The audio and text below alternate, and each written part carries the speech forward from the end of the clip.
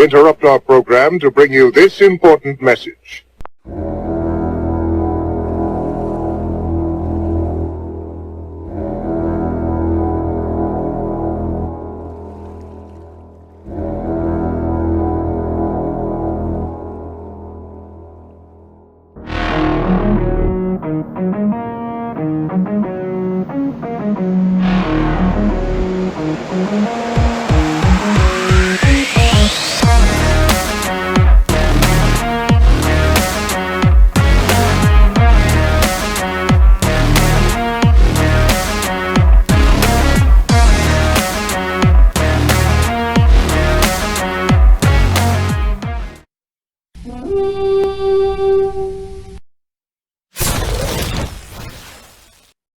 Hey guys, welcome to episode 53 of Vikings Uncensored. We got a special treat for you tonight. We kind of teased this last week that we're going to have a special guest, the great Tyler Fornice, joining us later on here in the show to talk the NFL draft, some of the offseason moves of the Vikings. The man is a wealth of knowledge. You're going to love what he's got to say about pretty much everybody in the that's, especially up in the first 2 or 3 rounds of the draft. So stick around. He'll be with us here in a little while. We do have a little bit of news to hit first, though. Start off with some of the NFL stuff. The biggest news coming out this week was on Monday. The Buffalo Bills announced a deal with the state of New York and the community to build a new $1.4 billion open-air stadium in Orchard Park. In that 1.4, 850 million of that is publicly funded from the state and from the county and everything else. Be a 62,000 seat stadium and plans to open by the 2026 season. Now, similar to what happened with US Bank Stadium when it was built, the Bills ownership group will be responsible for any cost overruns, which if anybody has looked at building anything right now, you know that supply chain and all that stuff is way out of whack. So, and when we built US Bank Stadium, there was cost overruns, there were improvements that they wanted and things like that. So the 1.4 billion is going to be on the low end by the time it's all said and done. But yeah, I'm happy for the community up there, Orchard Park, Buffalo. Bills fans are some of the most passionate fans in the league, and they can all breathe a sigh of relief because there had been rumors about them possibly losing the team and everything. And after going through what we did and all those years it took us to get US Bank built, I'm happy for the community. Right. I'm happy for the Bills fans that they get to keep their team. They're going to have a new state-of-the-art stadium, open air, Buffalo. You still maintain all of what makes Ralph Wilson Stadium, or whatever they're calling it right now, kind of an iconic place. You get the lake effect snow coming in off of there and that kind of stuff. Yeah.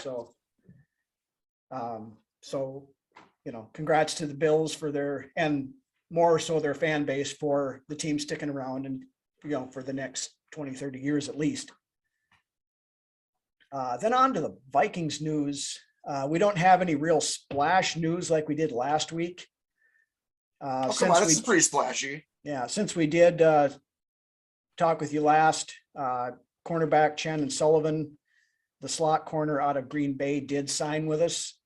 So pencil him in as the starting slot cornerback. Then on Monday, we had a couple players come in. One was cornerback Nate Hairston. He did play with in Denver, so has some experience with the coaching staff. He did sign with the team. Now here again, he's one of those guys that's probably a camp body. I don't think we want to be relying on him to play any meaningful stuff, but we do need camp players. We need special teamers. We need that kind of stuff. So we have to build that roster up to 90 before the season or the preseason starts and training camp. So now this next one kind of brings up a little bit of question marks, I guess. Offensive lineman Jesse Davis from the Dolphins also came in on Monday and also signed a 1-year, $3 million contract.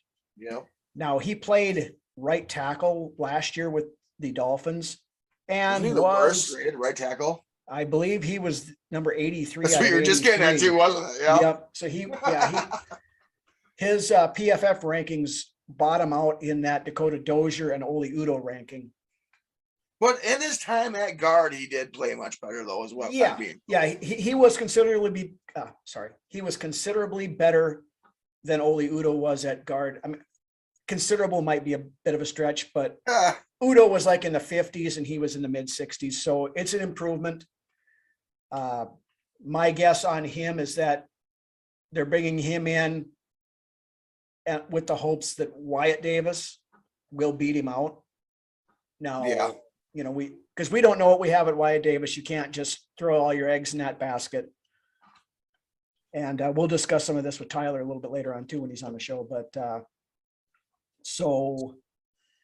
now one thing that, I did see from some of the Dolphins fans on social media and whatnot, they acted the same when Jesse Davis left there. They were acting about the same as we were when Dakota Dozier left. So that doesn't really give me the warm and fuzzies, but change of scenery, different system. Maybe, Chris Cooper working with him and stuff. Maybe a change of scenery does him good and maybe he pans out. I mean, at the very least, we do need backup. We still need backups at that position if Davis, if Wyatt Davis makes the step forward. Then also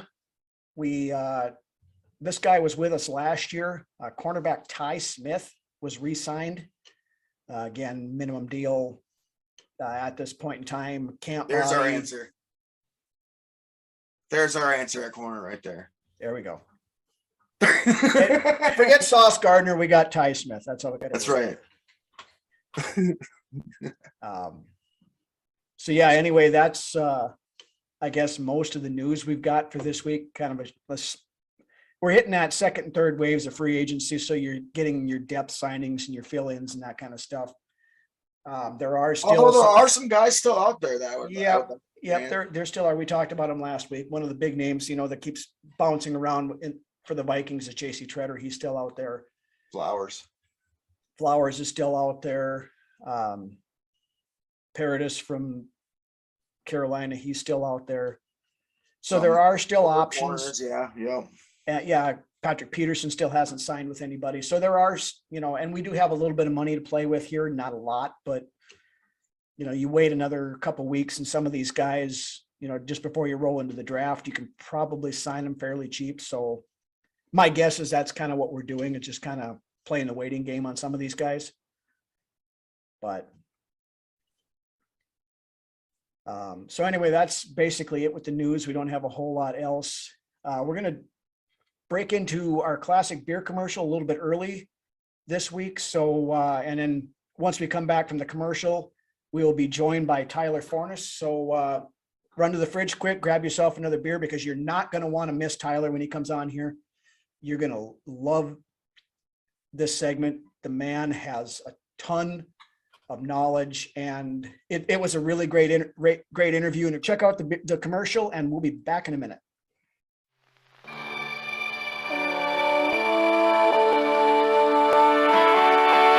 Taste the high country. Taste the high country. There's a place where eagles speak and the sunrise slides from peak to peak, where the air is crisp and the water's clear, and there's just one beer that's brewed up here. Taste the high country. Taste the high country. Taste the high country.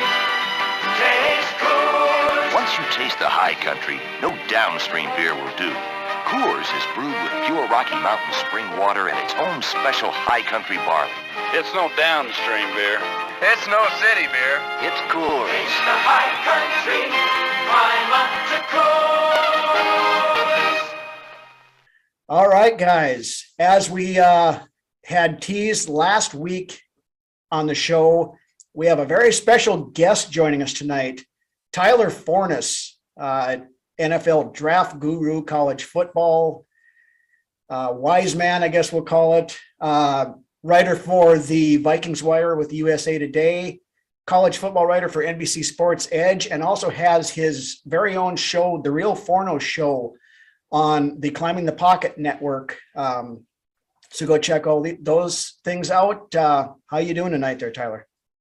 It's been a really fun day. I'm excited to talk some Vikings. This is my favorite time of year, the lead up to the NFL draft. There are a lot of different ways that the Vikings can look to improve their team, and they've already explored some of those here during free agency. And it's really exciting to kind of see how that next step is going to progress. Okay, speaking of that, what do you think of the moves the Vikings have made so far in the offseason here? Initially, I was really confused because I didn't quite understand the Kirk Cousins extension. And I wrote a long piece about how I believed it was a commitment to mediocrity. And then it just felt like a carbon copy of last year's free agency with Rick Spielman. But then as it progressed, you really started to kind of see what Kwesi's vision was. And I'm very intrigued to see how he plays it out. This is a setup for 2023 to be a real run while also competing now. The Za'Darius Smith contract is just absolute larceny as far as what you're paying the talent. And if he performs, guess what? You're going to be paying him a little bit closer to market value, but you're still getting quite a deal.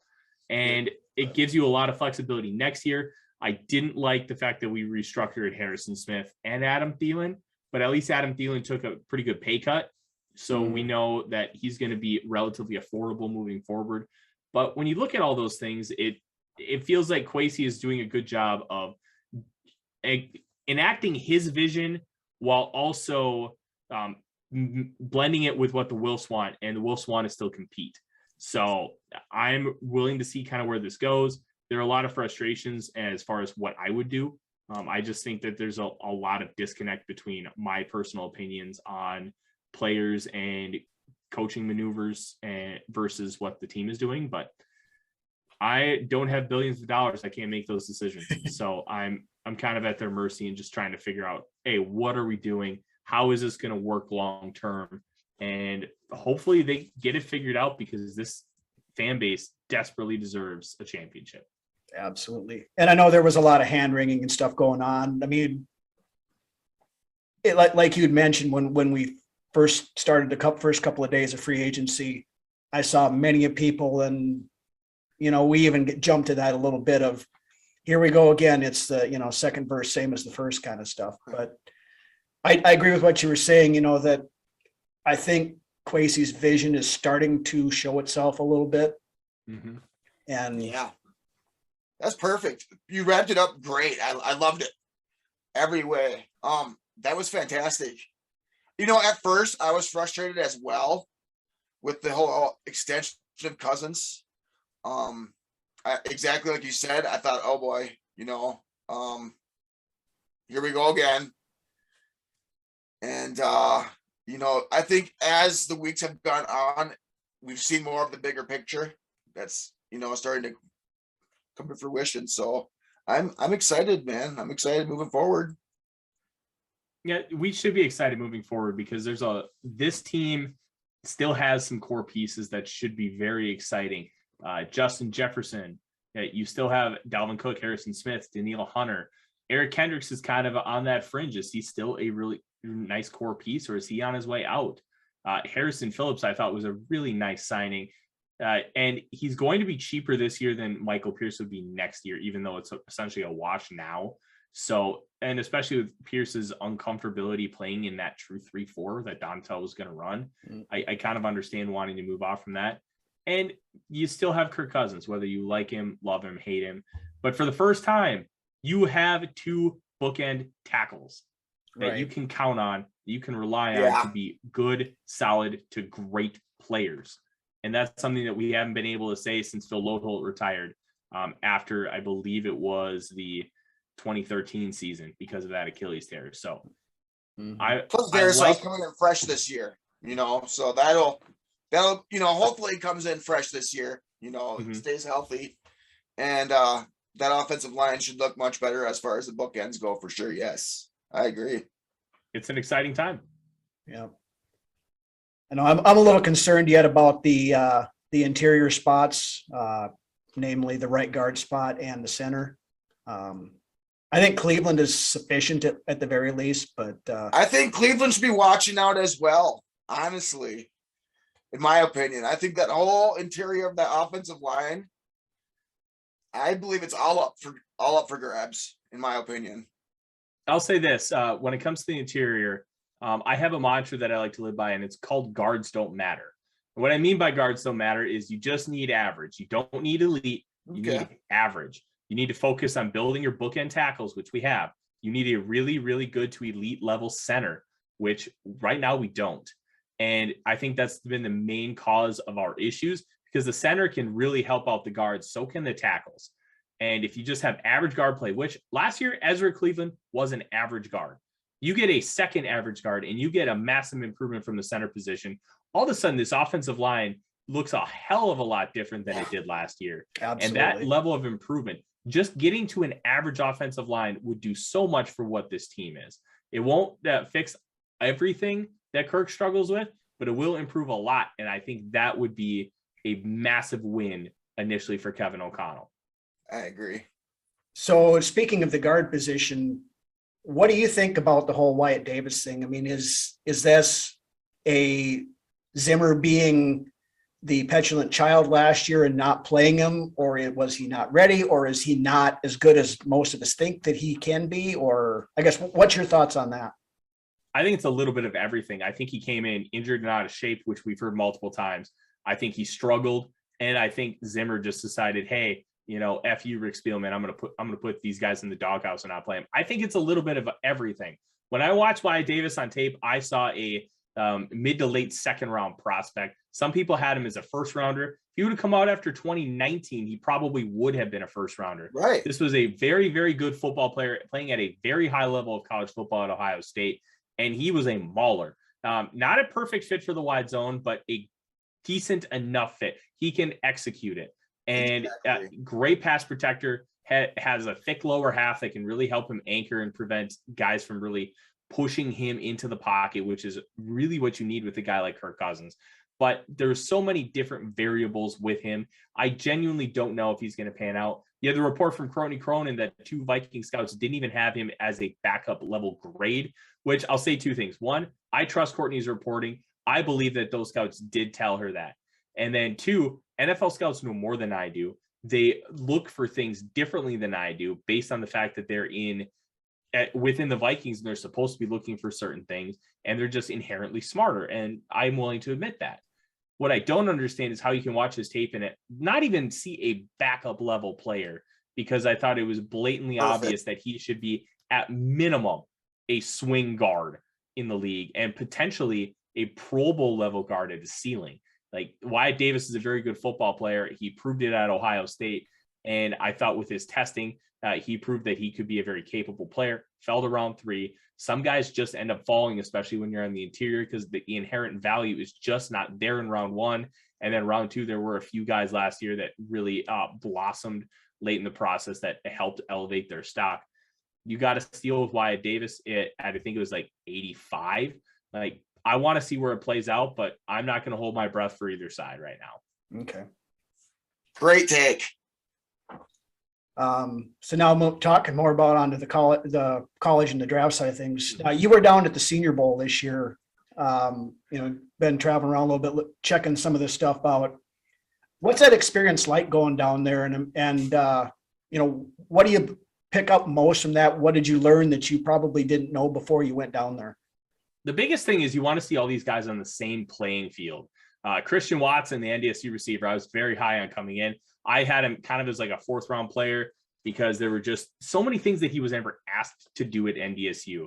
He was asked to block. He was asked to do Deebo Samuel-like stuff, which during his presser at the Combine, his comparison was Deebo Samuel. Mm-hmm. He took handoffs at 6'4", 208 out of the backfield, jet sweeps, explosive in the open field, and he was used really as a vertical deep threat. Did not have a lot of production, but if you watch the North Dakota State offense, and I know, Ryan, I know you live up there, they run a very multiple rushing scheme. They run inside zone, outside zone, man gap power. They do a little bit of everything, and they're not afraid to mix it up. Well, when you have that, you're not going to be throwing down the field very often. So a guy like Christian Watson is really not going to get a lot of run.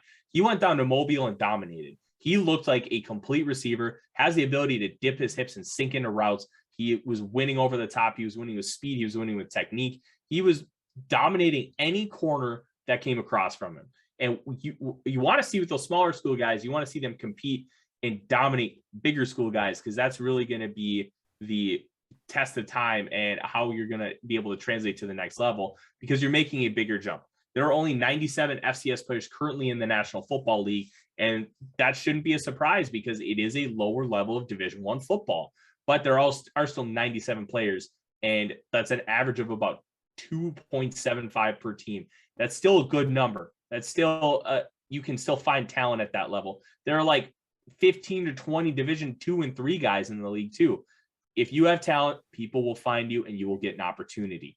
Now, being down at the Senior Bowl is also interesting because you get to talk to a lot of different media members. You get to have conversations with players. I chose to not have a lot of player conversations just because I was so focused on, hey, I need to do this, and this. And for what I do, player conversations aren't the most necessary as far as how I maximize evaluations and making contacts and stuff so I can get more information moving forward. I just kind of skipped the player interview part, but it's really cool to talk to some of those guys. Bailey Zappi was found to be just a gentleman, calling everybody sir and ma'am, and just a really nice kid. And he's a big favorite of mine in this class. But biggest thing, you just want to see how they compete on a completely level playing field, doing the same things as everybody else. And you really get to see people separate themselves from others. And that was probably the best part about being in Mobile. Now, since you brought up Bailey Zappi, we'll kind of talk about the quarterback class here a little bit. There's been a lot, kicked around that this is a poor quarterback class, that, there's not the surefire, Andrew Luck type or anything like that. I guess, and I know we've talked on, the various Facebook and whatnot about your thoughts on some of these, but I guess, what do you honestly think of this quarterback class, and how many guys do you think potentially could actually go in the first round? As of right now, I think there are 5 different quarterbacks that could go round 1. I don't know how many will go round 1. I think that's a really big caveat. Chad Ryder from NFL.com released a 4-round mock draft. He had 4 quarterbacks going in the top 12, including Malik Willis at 2 and Kenny Pickett at 3 with a trade up from the Falcons. Wow. Now, that was a really interesting exercise because that could realistically happen. And the reason being, quarterbacks always get pushed up the board.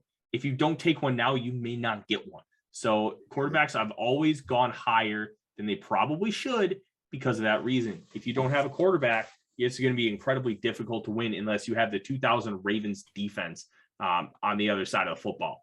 I think Malik Willis is arguably the best player in this class. There are some people who will tell you they wouldn't take him until round 2 or 3. I don't understand it.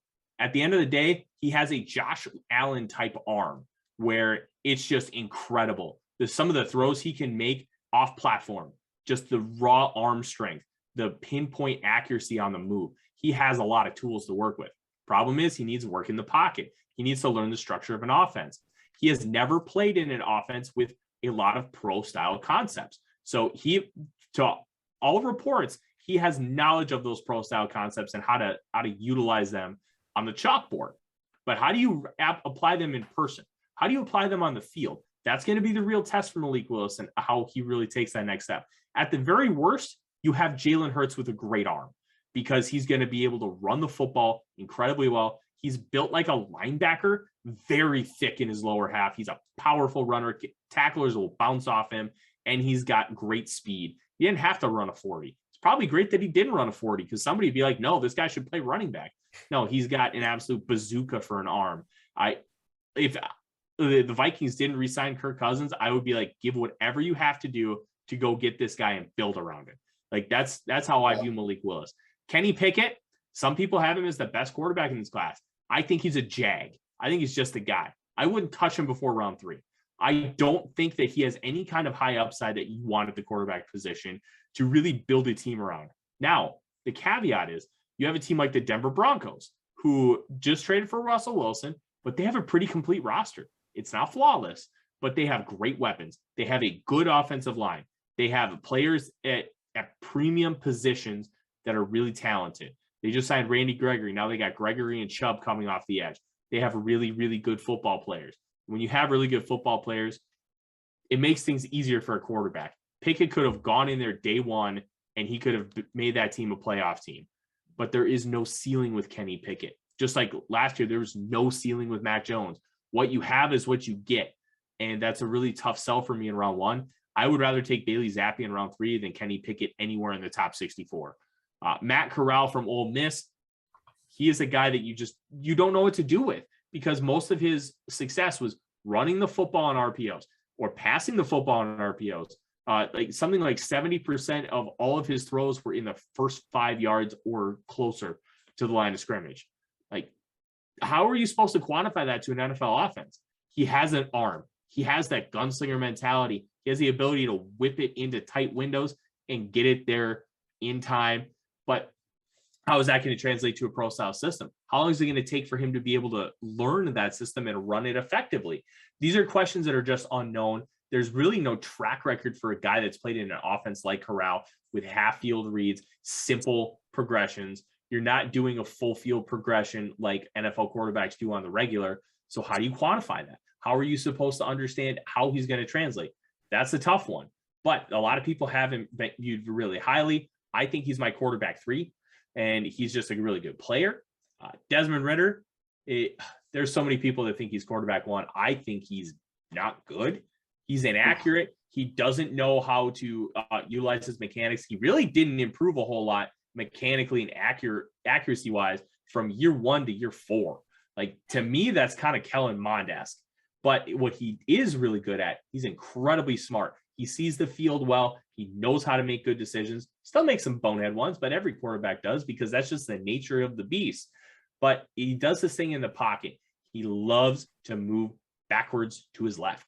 He just loves to kind of float. No matter what's going on in the pocket, he just likes to float. And that kind of worries me a little bit. I don't know what his ceiling is, but I know his floor is really bad. So I'm not with that on like him being a high ranking quarterback.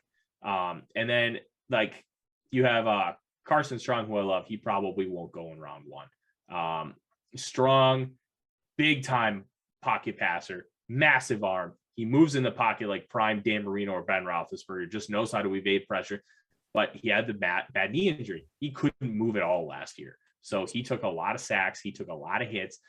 But in doing so, he learned how to maneuver the pocket in that masterful way. Very intrigued to see how he transitions to the NFL. I think the Steelers are a perfect fit for him, but I don't know who's going to prioritize Carson Strong. And there were reports that his interview process was really bad.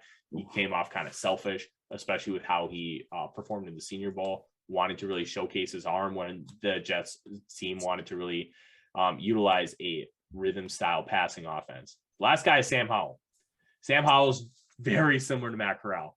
Ran a simple college offense with a lot of pre-snap reads, not a lot of progressions, and a lot of, hey, you see the safety here, you're just going to do this. Like, you're not going to see that in the NFL. Sam Howell also ran a lot because he lost a lot of weapons and offensive linemen. He did a pretty good job. He's a gamer. He's tough. Like, Matt Corral's of the same ilk. Malik Willis is too. Like, they had to will their teams to victory at times because of depleted injuries and being void of talent. So how do you quantify Sam Howell? I think he's discount Baker Mayfield. He's got all the same traits as Baker Mayfield, except he does not have as good of an arm. So while this class is kind of underwhelming and it isn't great on the surface, I'll say this. A lot of people didn't think very highly of 2017, and it produced 2 top 5 quarterbacks in Deshaun Watson and Patrick Mahomes. You just don't know. That if a couple of these guys hit their ceiling, you could be talking about them easily as top 10 guys. You could talk about Malik Willis as the next Michael Vick. Like, that's the kind of talent he has. So yeah, I want to see how this plays out. I would risk my job for Malik Willis. I would not do it for anyone else in this class. Wow. Interesting. So then I guess now looking more towards the Vikings themselves, what do you see as being still the most glaring need on this team? And who do you think in the draft would be good fits to fill that? Well, I think that there are three really important needs that the Vikings need to address early and often. And then there's a bonus fourth that I'll talk about in a little bit. Number one need, I think, is edge. Like cornerback, they need, obviously. They really don't have anybody outside of Cameron Dantzler. You don't want Chris Boyd starting football games.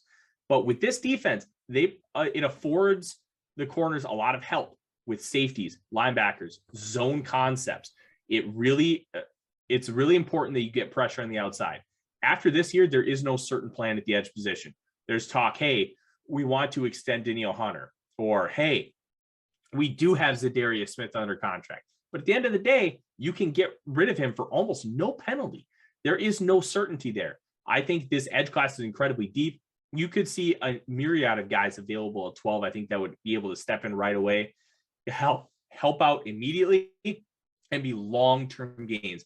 Timo Risky of PFF released a study that he did equating draft rounds to surplus value on rookie contracts. And Edge was one of the top ones, that getting like $8.5 extra million on average for surplus value. Top edge rushers are getting 27-28 million a year now.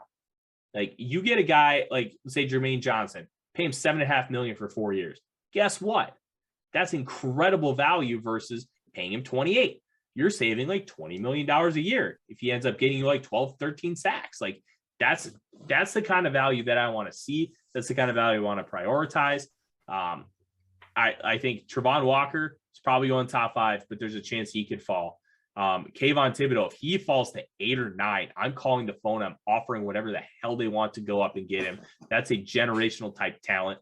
Like the fact that he is even considered to be available at that point, I think is absurd. And it wouldn't shock me if he went super early, but if he falls, jump on it.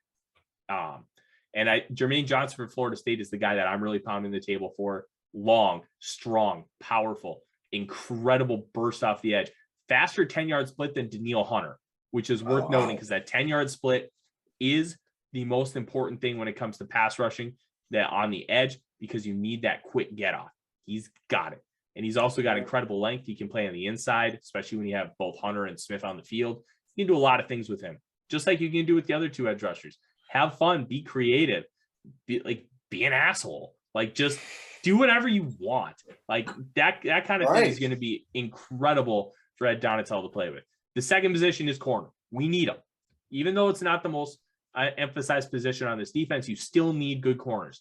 I am out on Derek Stingley Jr. at 12. I'm scared of the injury. Liz Frank injuries have been known to end careers. And on top of that, his best film was from 2019, and it regressed the last 2 years. Like, how am I supposed to think he's going to get back to his full potential? That scares me. I'll let somebody else take the risk. If he hits, he's Darrelle Revis. Like, he is that kind of, I'm going to shut you down on the outside corner.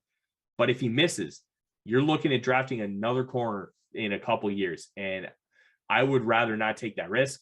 Sauce Gardner would be a nice addition, but I don't think it's necessary to draft a cornerback of his caliber. Trent McDuffie is Jair Alexander with 2 inches shorter on his arm length. Like, he's feisty, he's sticky, he knows how to play the ball at the catch point, and he's just a very, very solid, easy technical player. And that's the kind of guy I would love on my team. But I think we can wait till round 2. Guys like Kyer Elam from Florida, Andrew Booth Jr. from Clemson. One to really watch. UTSA's Tariq Woolen, 6'4", 210, ran a 4.31 40. Wow. Makes elite level, like Jalen Ramsey. Holy crap, did you just make that kind of play? And then the other plays, he has some that's Waswa Sirwanga from 2001. Hey, we got the Waswa Sirwanga reference. That's awesome. We throw that in there every once in a while. Yeah, just really rough. But the problem is he's only played the position for 2 years. He needs time. You give him and afford him some time to really learn and develop. You could have an all-pro cornerback in a couple of years because you can't teach that size and athleticism. Yeah, the third need is safety. You have Hairston Smith. You have Cam Bynum. That's about it. Like, and you really even can't trust Cam Bynum to be a full-time starter at this point. He flashed, but if he gets hurt, you're screwed. Kyle Hamilton is getting a lot of talk lately. He had a slow 40 time. Whoop-de-doo. Guess what? Compare him athletically to Hairston Smith. They're almost identical. Guess what Kyle Hamilton has that Hairston Smith doesn't? Insane size and length for the position. He's 6'4", 215. I kind of compare him to Jamal Adams with coverage ability. Think of all the things Jamal Adams does in the box: rushing the passer, blitzing, like playing the run. Kyle Hamilton can do all those things. And he would be an elite player on the back end of that defense. In the second round, a guy named Jalen Petrie from Baylor reminds me of Honey Badger. The way he's used, the way he roams around the secondary. You can put him in the slot. You can put him on the outside. You can blitz him. You can have him play a deep third. You can do whatever you want with him. He is a true versatile, like Swiss Army knife, and I would love to have him on the defense. The last position, wide receiver. This is that bonus one. The Vikings need wide receiver. KJ Osborne is a fine number 3. Can he ever be a number 2? We don't know. Adam Thielen's aging. Amir Smith-Marset, BC Johnson, major wild cards. You don't know if you'll ever get anything from them moving forward. What this class has, elite wide receiver talent. If Chris Olave is there at 12 and Jermaine Johnson, Thibodeau, and Hamilton are all gone, I'm probably running the card up because I think Chris Olave is the best receiver in this class. He's being overlooked because prospect fatigue and Justin Jefferson, the same ways that Justin Jefferson was. I also think they're similar players. They're very silky smooth. They're technical mavens route running. They also have the requisite speed, but they're not known as burners. Like, these are the positions that I think they need to be focusing on in the first round. They could really take anything in the first round outside of offensive tackle, running back, and guard, and I think it would probably be a good pick. But those are the ones they really need to focus on, and a day 3 interior offensive lineman is a must, at least one. Where now with talking about edge rusher and stuff, with David Ojabo, of course, he tore his Achilles in his pro day. Where do you think that's going to make him fall? I don't think he gets out of the first round. I think before the Achilles injury, he was a fringe top 10 guy, incredibly explosive and raw. He was that productive and that talented with that much already developed skill after only playing football for, I think, 5 or 6 years. Like, he is a Nigerian immigrant via Scotland. Like, we're not talking about a guy who's been in the States for a very long time. He is just an athletic freakazoid. Like, him and Aiden Hutchinson on a defensive line was just massively unfair in all the best ways. I think you're going to see teams at the back end of the first round with multiple picks. The Chiefs will probably take him. The Packers may take him because they took Rashawn Gary, who is a very similar type player. Really raw, all the tools in the world, just need some refinement. Plus, they have 2 first-round picks in 2 seconds. That's the kind of team that can afford to take and stash a guy like that and wait for next year. So I don't think he falls out of the first round. If he falls into the second round, trade up for him and get him and just figure it out. Achilles injuries can be worrisome for a guy who's that explosive because it can take 2 years and you may never get your true explosion back, but the value is impeccable. And that's the kind of risk you need to be willing to take to really hit major home runs. Right. Okay, then the other guy we wanted to quiz you on, because there's a lot of back and forth on this guy, Tyler Linderbaum, the center out of Iowa. Now, you hear a lot of comparisons that, his comp might be like a Garrett Bradbury. I guess, what's your opinion on him? Is he, somebody worth taking a look at, or is he someone that you would kind of steer away from? It's worth taking a look at him.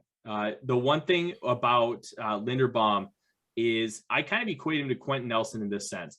You put him on that offensive line and that mentality changes, and he's just going to make the guys next to him better. And that's what Quentin Nelson did when he went to the Indianapolis Colts. Everything changed on that offensive line for the better. I think adding Linderbaum could do the same things. Yes, he has smaller arms. Yes, he's a little bit of a smaller player. He's an athlete, but he doesn't struggle with power and he doesn't struggle with anchor. And that's something that Garrett Bradbury struggles mightily with. I don't think it would be a good idea to take him at 12. I think maybe with a trade back and you end up in the late 20s, maybe Kansas City gives you 29 and 30. I'd consider it at 29 or 30. I'd consider it in round 2, which seems to be where he's trending, because this could just be prospect fatigue, because There were times where he was being mocked at like 10 overall to the Jets back about 2 months ago. Linderbaum is a very, very good player. He's got a nasty streak to him. I don't think he is similar at all to Garrett Bradbury, even though the size profiles. Just put on some Linderbaum film and watch him. They're not the same player. Yeah, and that's one thing, that I think, in my opinion, we've been missing on this offensive line since Steve Hutchinson left, is that nastiness. Mm-hmm. That's a little nasty goes a long way. Oh, yeah. If you can back it up. Yeah, especially in the trenches, for sure.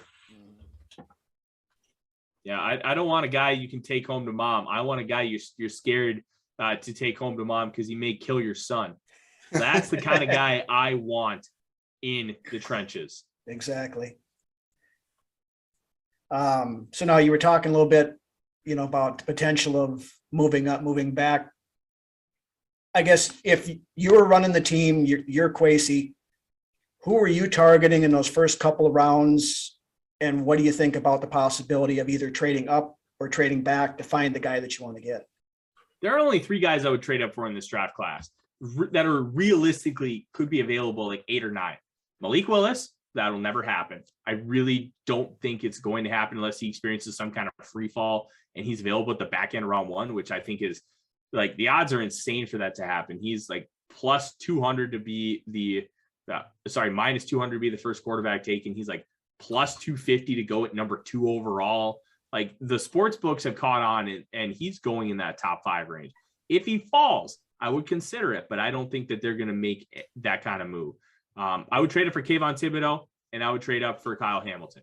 That's about it, because those are the only 2 players I believe are going to be worth trading up for because they are home run elite players at their positions, blue chippers.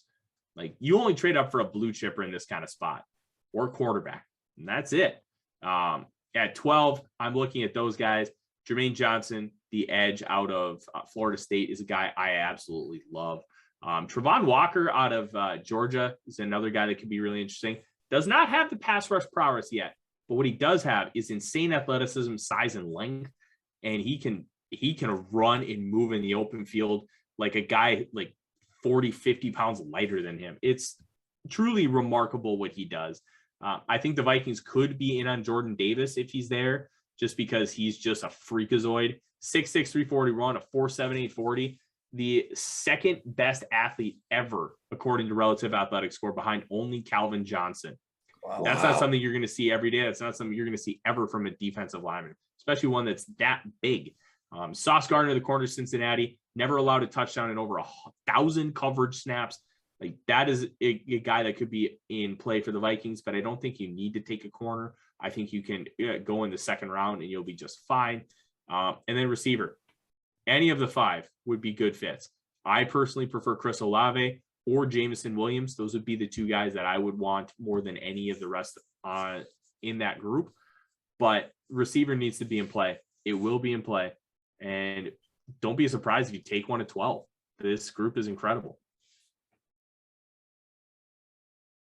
Okay, now we've kind of gone over the favorites and that kind of stuff. Now, is there anybody that's flying under the radar that you think, sneaking up the draft boards that isn't getting the national buzz of your, the big name guys that we should watch out for that might crack up into the mid rounds or possibly even jump up into the top 10? The top 10, a surprise in the top 10 might be Washington's Trent McDuffie. He's been mocked to the Vikings a lot. A silky smooth player at the cornerback position. But at the same time, like the top 10 has really been like the same 12 to 15 guys. I don't really see that altering too much. I don't see a reach happening in the top 10. I can see a couple players in at the back end of the first round that might sneak in. One of them is Calvin Austin III from Memphis, only 5'7", $175, but he is athletically comparable to Tyreek Hill. The way they're explosive, the way they're fast, all their speed and agility drills in the 90th percentile. Just a wicked dynamic athlete that you want the ball in his hands. And I think that could be a guy that sneaks in and possibly to the Chiefs. It would just make too much sense for them to be like, hey, we lost Tyreek Hill. Let's get an athletically comparable player to try and put in that role and see what we can do with him. That would be the one guy I think can sneak up. The other one is the one I talked about earlier, cornerback Tariq Woolen, UTSA. The man is just a freakazoid. And when you have those kind of freakish abilities and flashes, and you're still so raw, so you don't have all these massive bad habits, the cornerbacks coach can teach you these things and prevent you from developing bad habits. I think that kind of blueprint would be very intriguing to a team, especially later on in the first round. It wouldn't shock me to see us wanting to get that guy on a 5th-year option so you can get him a little cheaper in preparation for having to pay him a massive extension. So now, one guy you talked about earlier on here, my guy, Christian Watson from NDSU, where do you think realistically he's going to go in the draft? The earliest I can see him going is 21 to the Patriots. And the only way I could see him going at 21 is if all 5 receivers are gone in front of them. The Patriots are desperate for a wide receiver. Christian Watson has all the ability and all the traits to be a true number 1 receiver in the National Football League, but he hasn't shown enough yet to really know that he can be or he will be. I think that's probably the earliest spot.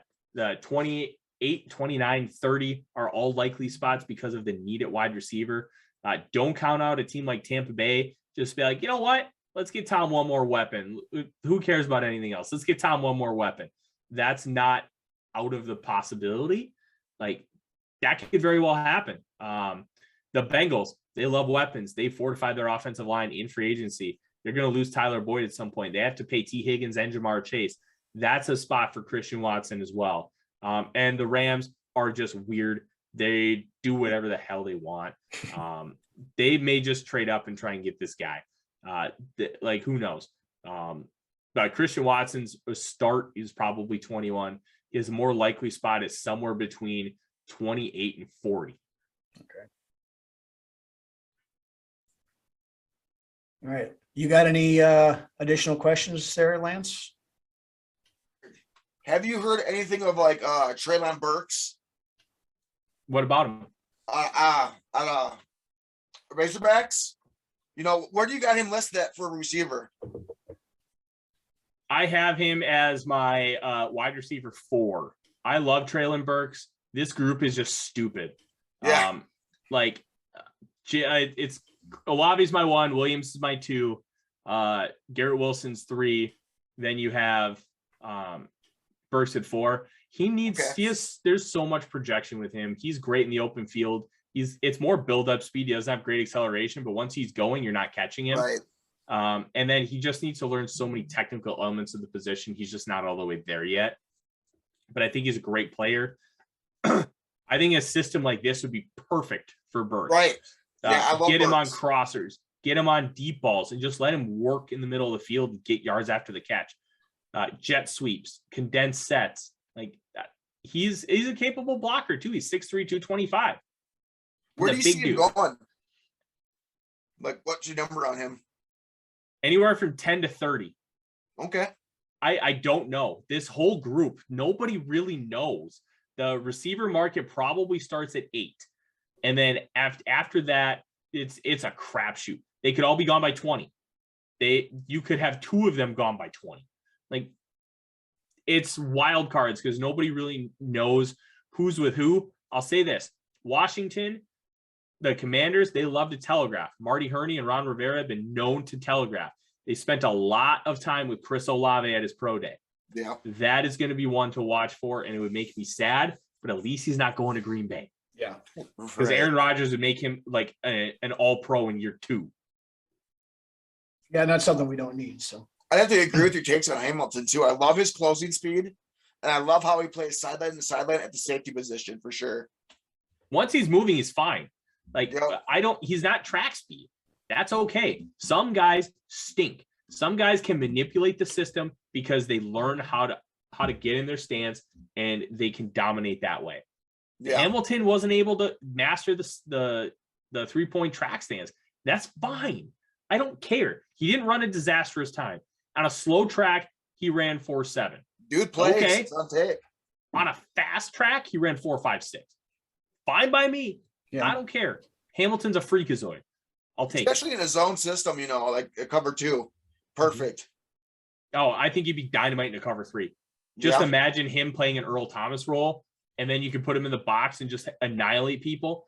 He's not a nasty hitter, which is a good and bad thing, but he's not super intimidating when it comes to that physicality element, which can be a little frustrating if you're going to play him a lot in the box. But in pass coverage, he can do anything you ask him to.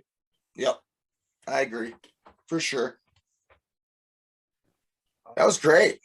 I feel educated on the draft now, expertly educated. Fantastic. Thank you so much for coming on the show. Absolutely. My pleasure, guys. I love talking ball.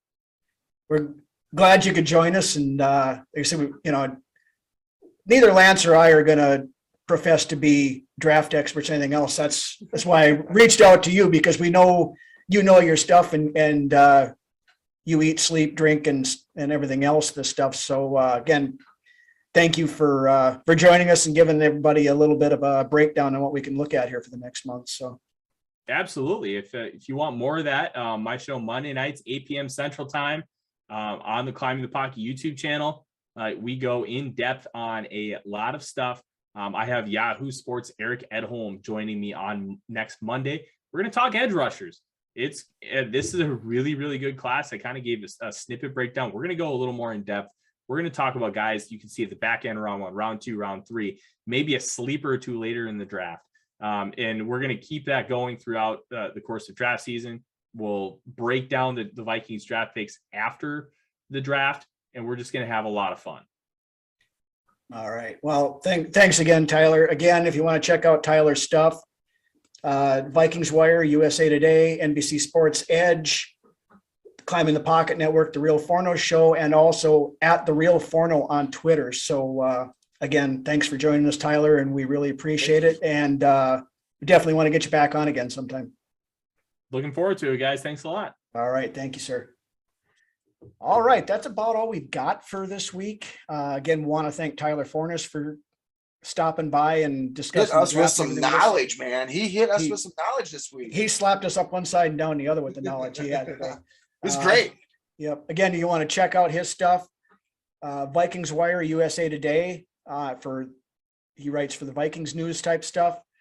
You want to check out his college football stuff, go to NBC Sports Edge.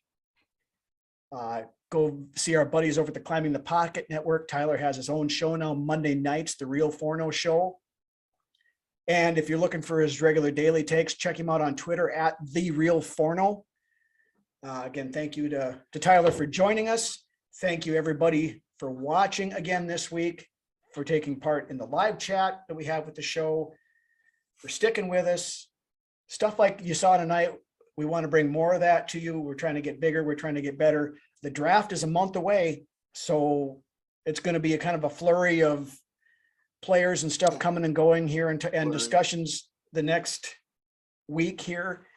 Again, if you haven't subscribed to the channel yet, hit that little button down below there. Helps us out a ton, helps us with the metrics. Yeah, down there. But anyway, that's all I got. So why don't you take us out of here, Lance? Speaking of flurry, man, how about that Mark Andreas flurry signing by the Wild? Fantastic. Yeah. They're they're really hitting their peak, I believe, right now, right before the playoffs. So hopefully Timberwolves too, man. They're doing pretty good as well. Anyways, speaking of which, I feel like I had a good rundown of the draft tonight. I feel like I learned a few new things. It was great. It's always great having somebody on the show.